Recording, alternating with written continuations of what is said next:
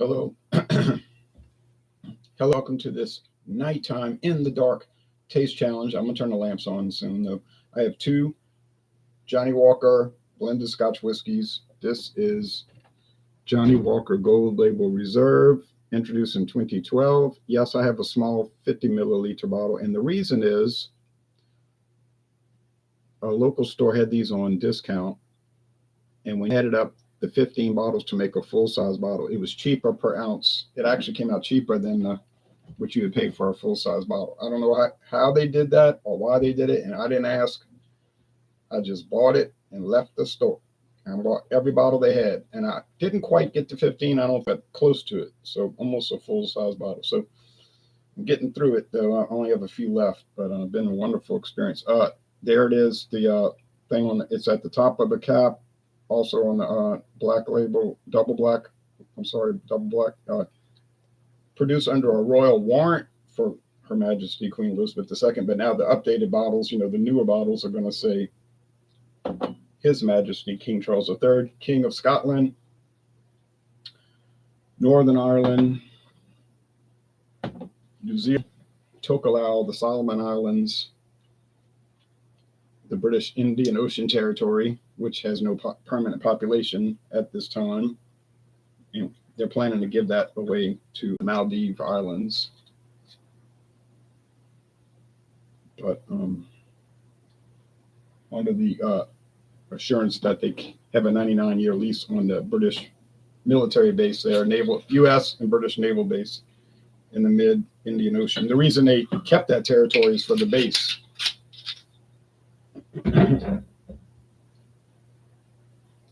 It has a flag, but so does the British Antarctic Territory, but no population. Same thing with South Georgia Island and the South Sandwich Islands. These are just outlying territories that are used for strategic reasons and possible minerals.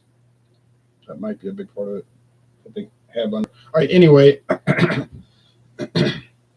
Also King of Jamaica and so forth. All right. Johnnie Walker, A Song of Fire, introduced in 2019 in collaboration with HBO, home box office, for a television series promotional. All right. This is discontinued. It's no longer produced because the series ended. I never watched the series. I remember people would always talk about it. It was popular. I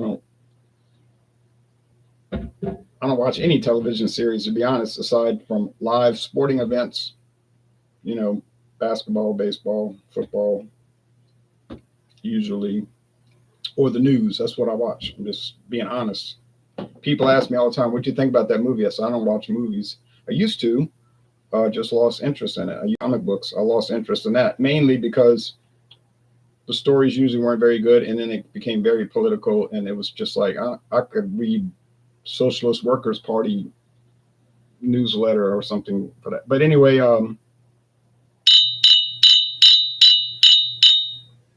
the Johnnie Walker Gold Label Reserve is more amber than gold, and the Johnnie Walker A Song of Fire is more gold than amber. So that's kind of interesting that the gold is more amber than the one that's not called gold. Neither one has an age statement, so don't know how long they're aged. It might vary batch to batch for all I know. When Song of Fire hit the market 6 years ago, it was about $40 a bottle. There was also a Song of Ice, and there was a couple of others, I think, too. White Walker and stuff. But I didn't have any interest in them because, like I said, I wasn't interested in the show. I usually don't run after those promotional whiskey things, or beer things, but other people do, and that's fine. I'm not saying that's a bad thing or you're a sucker for buying it, you're stupid, nothing like that. But when I saw them at a store in Kenner, Louisiana for $14.99 each, yeah, I bought them. Because I knew they were about $40. So when I saw them, I said, oh, they're getting rid of it to an end. And obviously that was the case. And so I got 50% off, over half price. So that was a deal, I wasn't too with it, to tell you the truth. And I watched the few initial video reviews from 2019, and they weren't too thrilled with it. They would say it was bland, and it didn't have any smoke that the claims as a subtle smokiness, and people were complaining, saying it doesn't have any smokiness. And I noticed that. Now, the gold label reserve is not geared to smoke at all. They say it's available in 200 milliliter and 750 milliliter bottles. Well, as you can see, I have a 50 milliliter, but that might be, they might not do that anymore. I noticed they kind of changed the label a little bit with John Walker signature on there. They're focusing on, no, they don't add honey to it, but they're saying only the most vibrant Scotch whiskeys are chosen for their sweet honeyed qualities. So, and they're showing a honeycomb. So that's the focus here. So Johnnie Walker blends different whiskeys for people's different tastes. You like the smoky stuff? Get the black label and double black. You like the honey, the bread, yeah, that kind of, get the gold label reserve and other ones. You say, I like single malt. Single malt. There's Johnnie Walker Green Label, which is a blend of single malts. There's no grain whiskey in that, but it will run about $80 a bottle. But Johnnie Walker is not a distiller. There is no Johnnie Walker Distillery Tour. There is no Johnnie Walker Distillery. It's always been a blending facility. I don't know if they age there. They might have barrels where they have an aging area. I don't know quite about that. I think there's like a visitor center. You can learn about blending, and they put a real emphasis on that. Makes sense since that's what they do. They have the top paid whiskey blenders in the world working there. You know, you better know what you're doing working there. Yes, we have companies like that in the United States. They don't make whiskey. They just blend them and bottle them. Or maybe not do any of that. Maybe just have an office where they coordinate everything and they'll tell the distiller, here's what we want blended together. We pick, send the team out there, pick the barrels, whatever, and they blend them. So it's common in Scotland, common in the United States, common in Canada, I assume. Ireland, Scotland, I already said Scotland.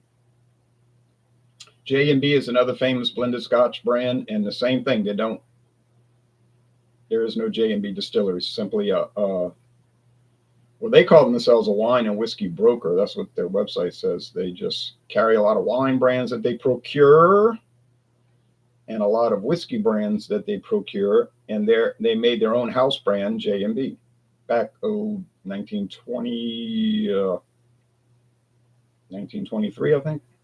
27. You know what? I think it was 1933, at the end of Prohibition. They wanted to come out with a house brand. And I know Cuddy Sark, same thing. Blending company.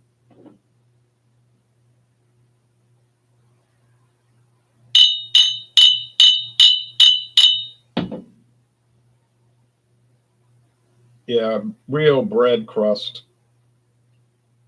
Like I say, if smoke is your thing, it ain't going to happen here. Not with these two. Now with the Johnnie Walker Red Label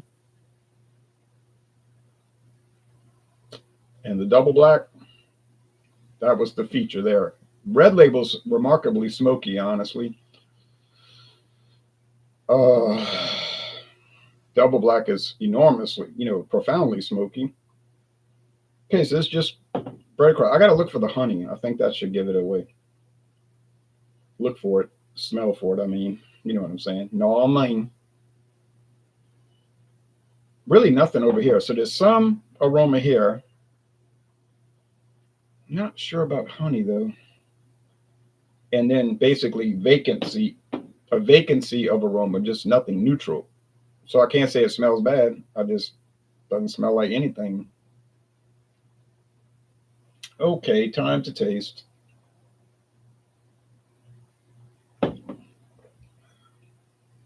Yeah, honey. No added honey. Now, can you buy Scotch whiskeys with honey added? Yes.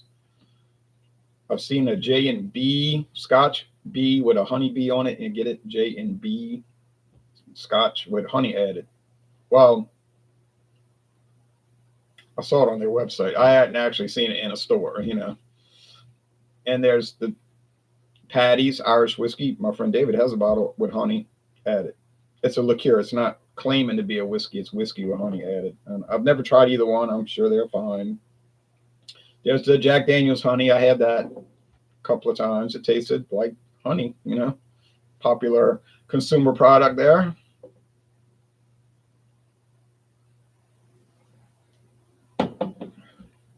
Are there any Johnnie Walker flavored product? I don't know. I'm not aware of them, but I wouldn't be shocked. There's Buchanan's pineapple. That's big. You know what? I bet it tastes like pineapple. I bought one of those pineapple whiskeys once, and you can see the chunks in it, like the pulp. You could taste it and crunch down on it. Wasn't as filtered as I had expected. Well, it was good. I bought a new liqueur. I can show y'all if you want to see it later. I don't know if anybody'd be interested, but I'm going to bring it in sometime this month. It was the hot item. Y'all know what I'm talking about when I say the hot item, the newest hot item. Well, there's two new hot items, flavored whiskeys, right? There's one from Tennessee and one from Canada. Y'all know what I'm talking about, most likely. They've been selling like hotcakes. And when one of them came into the store, I told the store owner, because I see they hadn't unboxed it yet. I said, I'd like to buy one.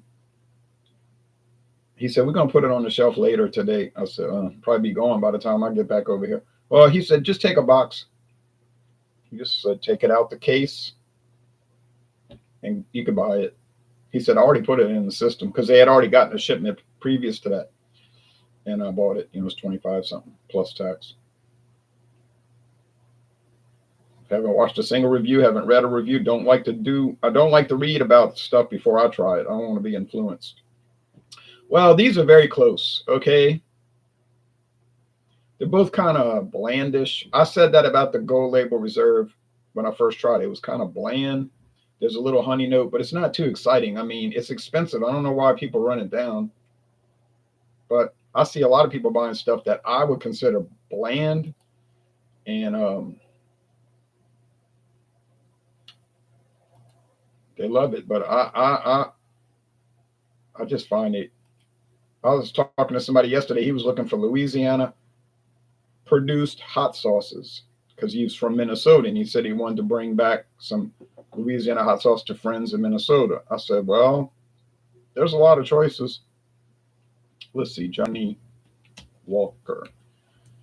He said, what are some really, really hot ones? Super fiery hot. I said, unfortunately, in your case, Louisiana hot sauces are not okay. $65.99. Oh wow, that's expensive for what I'm tasting. But you know what I paid for it? I'll tell you right now what I paid for it. I paid $2.99 for each of these little bottles. 2.99 times 15.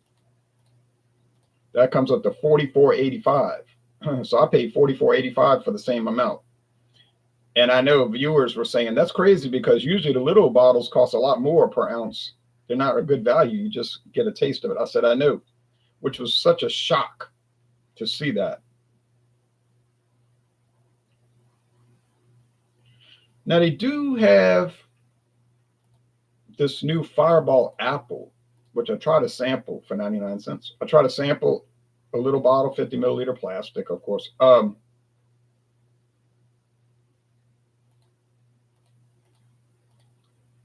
stuff was good. And the store right now, I can get 500 milliliters for $8.99.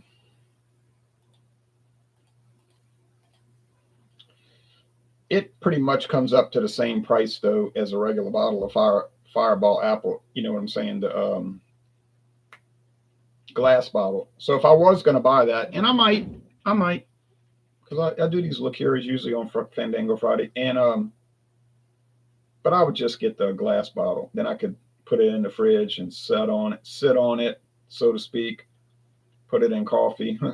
I don't know. I'm getting sick of Fireball because I had that Fireball small batch, and I finally finished it this morning. And I would put a little bit in coffee every morning, 1 cup. Now I wasn't going crazy with it. A little bit, and then I would put milk and then coffee, black coffee on top. And I was saying to myself, man, I sure am getting sick of this Red Hots flavor, this cinnamon flavor. Starting to work on my nerves, you know. And so when I finished that this morning, I was like, good riddance to you, you know. Was the Fireball small batch better than the regular Fireball? That's debatable. And I wasn't paying the full price to find out. A local store had it on discount for $9.99. Then I bought it. Now, when it first came out, they only made 681 bottles. And we got the early bottles. Now, I don't know how much more they made. My suspicion, not many more. But the headquarters of Sazerac is in New Orleans, so we close to the head. We're only 31 miles from the headquarters, so, or at the worst, 32 miles. So, you know, we tend to get stuff from them that most other people cannot get. They sort of like want to take care of Louisiana, you know, since that's where they're from. Buffalo Trace is in Kentucky, but it's a Louisiana man, a New Orleans, Louisiana man and his wife who owns Sazerac. Personally, they don't have a board of directors. There's no shareholders. It's them. Well, shareholders, I guess he owns 50% and she owns 50%, husband and wife, 50-50, community property. William Goldring. Now, they're very old. They're in their 90s, I'm pretty sure. So I don't know what's the future of that company. You know how it goes with these family-owned companies. They just sometimes abruptly sell because, you know, internal disputes and whatnot, and then the kids don't want to run it, stuff like that. We had a local grocery chain, same situation, had been around since 1927. They just sold out this week, past week, because probably the kids don't want to run it. They want the inheritance, you know, haha, but they don't want to run it. Heaven Hill could run into trouble eventually because he got a bunch of siblings, kids, grandkids running it, or great grandkids. And I guess they seem to be getting along now, but what if they don't get along? What if there's disputes? That's what happened with Seagram's. It was owned by the Bronfman family. They bought it from the Seagram people. And then there was some like stuff happening in the 1980s. They decided, they didn't make a big announcement about it. Just let's get out the liquor business. And they started slowly shedding their properties. And then it took them about 12 years, and they got rid of everything. And they put all their money into what we would call today streaming media. They had the vision that the internet is going to change things, and there's going to be a big opportunity in streaming media. Now, at the time, people laughed at that, like, y'all are stupid. You know, you're investing in something that's probably not going to pan out. But it did pan out, and now the company that they got stock is huge, French company, Vivendi or whatever. So I don't know, but if they made money, I don't know. It's not my concern. I just know they sold. So you think about the three big American liquor companies: Brown-Forman, Sazerac, Heaven Hill. They're all family owned. Now you say, what about Jim Beam? But they got bought. True story. Family sold it. They sold the whole thing in 2014 to a Japanese investment company, Suntory Global Investments, Global Spirits, whatever. So they were like Steve Miller Band, take the money and run. You see, I can't blame them, but that is what happened. And Anheuser-Busch, that family was more or less forced out. Different reasons. Okay. I'm trying, you say you're just rambling on. What are you talking about? I'm trying to figure these out because they're so similar. It's a real challenge. This is an actual challenge.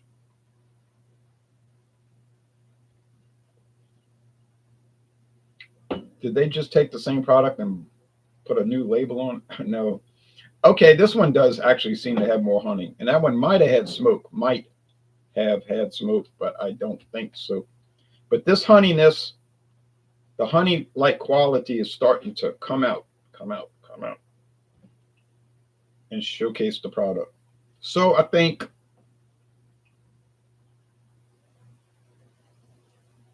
it's the Gold Label Reserve. Now, is it really worth the extra $25? You might think so. I don't know. I'm not seeing that. Total Wine had this Tale of Fire. I keep saying Tale, A Song of Fire, I looked on their website last night, and they were showing it in stock, $41.99. Out of production, but they probably got back stock last 10 years. I wouldn't pay that. I'm saying honestly, I would not pay that. I paid $14.99 and I'm plenty happy. Would I pay $65 for the Gold Label Reserve? No way on earth. I did pay $44.85, which is over $20 cheaper than a regular bottle. So yeah, I'm happy. But I'm not too amazed by either one of these. It kind of just ho hum to me. Good quality, yeah. Flaws, no. Nasty off flavors or aromas, absolutely not. But still in all, kind of blah blah blah. But like I was telling that guy with the Louisiana hot sauce, I said Louisiana hot sauce is not that hot. Get Tabasco, the world famous one. Everybody knows Tabasco. Then there's Louisiana brand, probably the second most famous. You see, I've seen New York Yankees games on television, and they got a billboard behind the players saying Louisiana brand hot sauce. So that's pretty famous now if it's on the New York Yankees billboard at the game, and NBA games and so forth. There's Cajun Chef, probably only sold around here, very prominent here. And Crystal, which is probably the third biggest in Louisiana. They're made right there in the next town over. After Hurricane Katrina destroyed their New Orleans facility, they just opened a new one here where they used to have a Pepsi bottling plant. I guess they had a lot of equipment they could use. So it was a canning plant, actually, can. But I guess they felt it was appropriate for what they're. So the Balmer family, they owned by the Balmer family owned. Tabasco's family owned. Louisiana brand, I think, is family owned. No, I think Louisiana got bought. But those are very popular and they're very good. I love Crystal. I love Cajun Chef. I love Tabasco, Louisiana brand, Cajun Chef. Some of the other ones that we get around here from St. Martinville and New Iberia. They're all wonderful. All their peppers are grown down there in the Yucatan Peninsula in Mexico. But they're not hot. They call it hot sauce. They're more like flavor sauce, but heat. And I was telling the guy, if they're looking for heat, you could forget it. I mean, other states might make super hot sauce and all of this fiery, But here, I'm not seeing it. There's Crystal Extra Hot Sauce. Even that is barely hot because you're taking something Crystal Hot Sauce, which is not hot, and you're taking it and tweaking it, make it a little hotter. It's like Taco Bell, their Diablo is their extreme hot sauce, and that stuff's like, man, you could drink that out the can, out the little packet. It would not burn your mouth. Their fire is not hot. Their hot sauce is mild. Their mild sauce is just liquid. It's got a flavor, a good flavor, but you get the point. All right. So I'm saying this is Johnnie Walker Gold Label Reserve. Oh, man, I went against my own judgment because early on, if you remember in the Taste Challenge, I was saying I thought this one was the Song of Fire. So it's the Song of Fire, and this is the Gold Label. Well, I told you initially they were very close. I'm telling you now they're very close. I said in the middle of the video they were very close.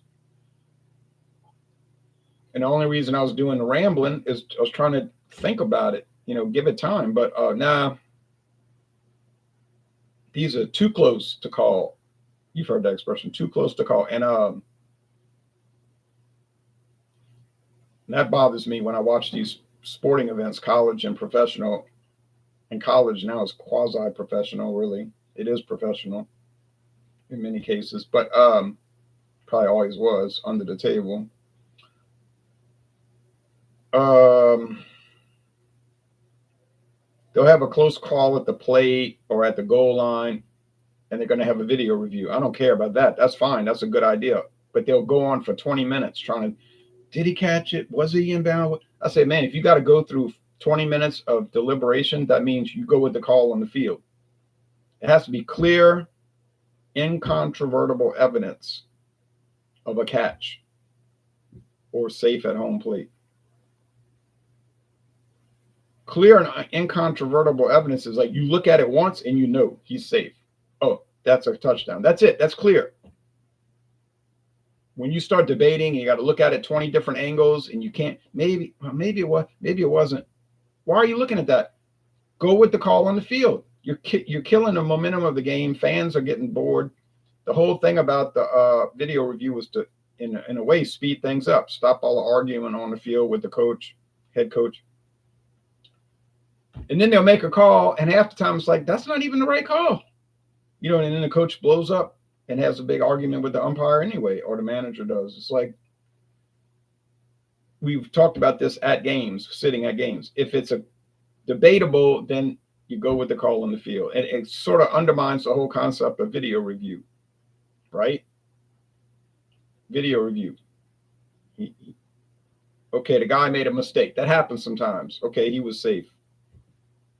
He's safe. We looked at that in an instant. You could tell. But this bull, this baloney about you got to look at it 50 different angles. It undermines the whole process. So it's crazy. But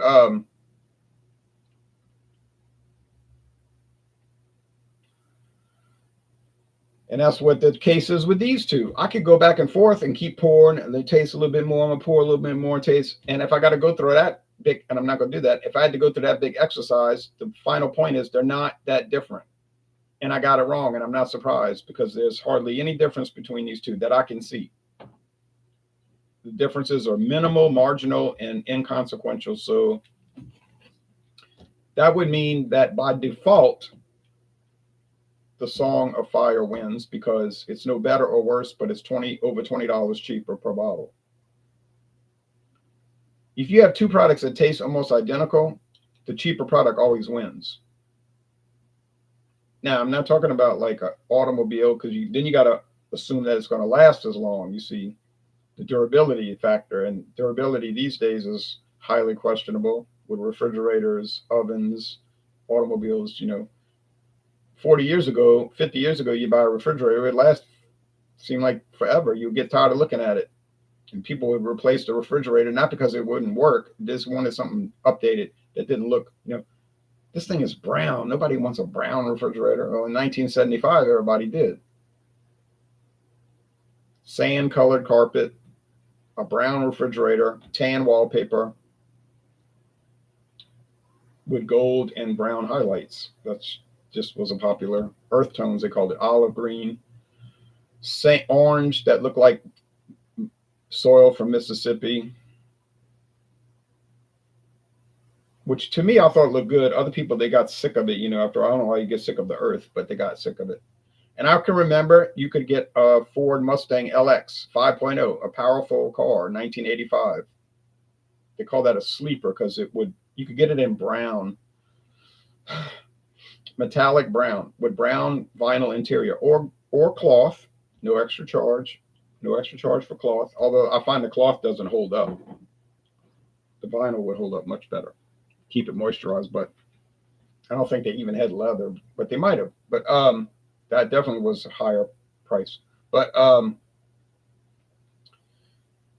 father would say something like, that looks like something a grandmother would drive. Brown with a trunk, no stripes, but they did have the rims. Now they had those 12-hole brushed aluminum rims out. That you had to get. They didn't have wheel covers, but and the dual exhaust. But otherwise, it just looked kind of grandma-ish. But that's why they call them a sleeper, because you could meet somebody at the stoplight and they got their Chevrolet Camaro IROC Z, and they want to tack it up, and they laughing at you because you got this grandma-looking Mustang LX 5.0, but then you smoke them at the, shouldn't be doing that, but they don't make sleepers anymore. If you buy a Mustang now and it's a fast model, it's going to have all the stripes, call-out stripes, fancy rims. It's going to have the resonator going to sound like it's a race car when you gun it. Everything is loud now. There's no demure products. But there is no more Camaro. There is no more Dodge Challenger. There is no more Firebird. There are no more Challengers to the Mustang. So it just goes around, doesn't race anybody. It just showcases itself with its loudness. But I don't think they make much money off that car anymore. I don't think the sales are very good. No one cares about muscle cars anymore too much. But Ford's never going to cancel it because it's their legacy car. It's the oldest vehicle they've been making. Been on the market for 61 years, and they're not, they're just going to keep it. If it loses money, they don't care. They're going to keep it. They're going to keep that Mustang. And there's certain products they're never going to go away. Now, I thought Michelob would have been kept around. Anheuser-Busch kept Michelob, InBev kept Michelob but no, they did a horrible job promoting it, and it's gone now. It was discontinued last year. I couldn't believe it. That was a legacy brand. A legacy brand. You say, well, they still make Michelob Ultra. That's right. They still make Michelob Ultra. So, and the infusion. So I guess it's still around, right? But Michelob Ultra is a pitiful shadow of what Michelob used to be. But I'm not running this show, right? All right. Well, thanks for watching. And for tomorrow, I'm going to do Johnnie Walker. This is the plan, at least. Johnnie Walker, A Song of Fire. And I'm going to put it up against, I hear the Waste Management out there now. I'm going to put it in competition against the White Horse Ale, White Horse whiskey, because I bought White Horse, and that's another Diageo buyout. Because Diageo is like Sazerac; they cruise around buying up different companies. They're clever like that. But I have the White Horse whiskey, famous brand, been on the market since 1890. It's kind of lower price. I bought a whole handle, big glass jug bottle for $36. Pretty good stuff, actually. Probably blended at the same place where this stuff is blended, but yeah, it's solid.